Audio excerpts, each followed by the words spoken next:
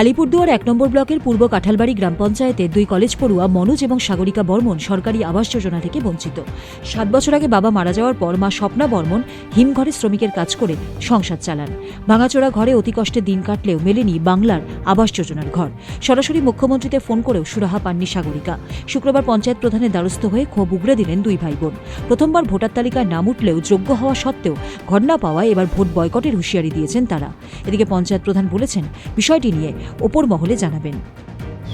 হ্যাঁ, তুমি অঞ্চল অফিসে কেন গেছিলে? কি আবেদন নিয়ে গেছিলে?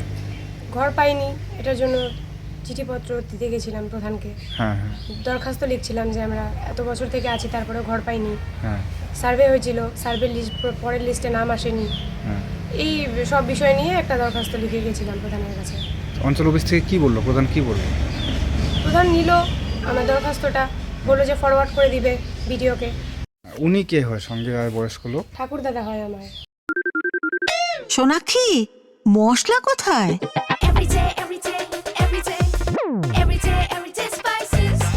এভরিডে মশলা, দেশের স্বাদ। উনার নামও নেই না না, তালিকায়? না, আর এই ঘর পাওনি বলে সরাসরি মুখ্যমন্ত্রীকেও ফোন করেছিলে? করা হয়েছিল একবার। তাতেও কাজ হয়নি? না। সামনে তো বিধানসভা ভোট, এই ভোটের আগে এই বিষয়টি নিয়ে তোমরা কি ভাবছো? তোমাদের ভোট হয়েছে? হ্যাঁ, মানে এই যে সরকারি কোনো সুযোগ সুবিধা কিচ্ছু পাচ্ছ না, ভোট কি দেবে?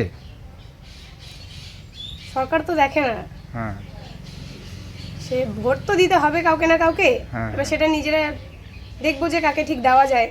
হুম এবার ভোট দিয়ে তো আমি এতদিন আমার ভোট হয়নি, হ্যাঁ বাড়ির লোকেদের হয়েছিল, তারা ভোট দিয়েছে, দিয়ে দিয়ে এক একটা করে গ্রাম পঞ্চায়েত জিতাইছে।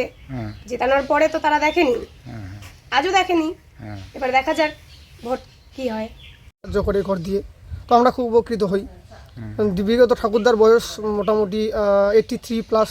হ্যাঁ তো ঠাকুরদাও আজ পর্যন্ত কোনো আশা আছে যে সরকারি কিছু একটা দেখ, কিন্তু ঠাকুরদাকেও সেভাবে কোনো সাহায্য করা হয়নি। হ্যাঁ। আমি চাই যে ঠাকুরদা লাস্ট মানে মারা যাওয়ার আগে পর্যন্ত যাতে সরকারি কোনো একটা সাহায্য পায়, এটাই আশা রাখবো সরকারের কাছে, আচ্ছা।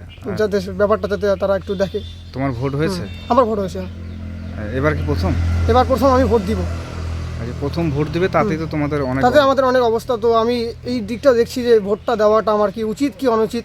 সেই সরকারের কাছে আমার এটাও একটা প্রশ্ন থাকবে যে যেহেতু যদি ভোট দেই তাহলে তারা আমাদের যে পাওনাটা তারা দিচ্ছে কি দিচ্ছে না, মেটাচ্ছে কি মেটাচ্ছে না, সেটাও একটা প্রশ্ন। তো আমি ভোট দেওয়ার আগে এটা বারবার ভাববো যে আমি ভোটটা দেওয়া উচিত কি উচিত নয় আমার। আচ্ছা, কি নাম তোমার? আমার মনোজ বর্মন। কোন কলেজে পড়ো? আমি আলিপুরদুয়ার কলেজ থেকে এবার কমপ্লিট করলাম কলেজ। ফালাকাটা থেকে সুভাষ বর্মনের রিপোর্ট, উত্তরবঙ্গ সংবাদ।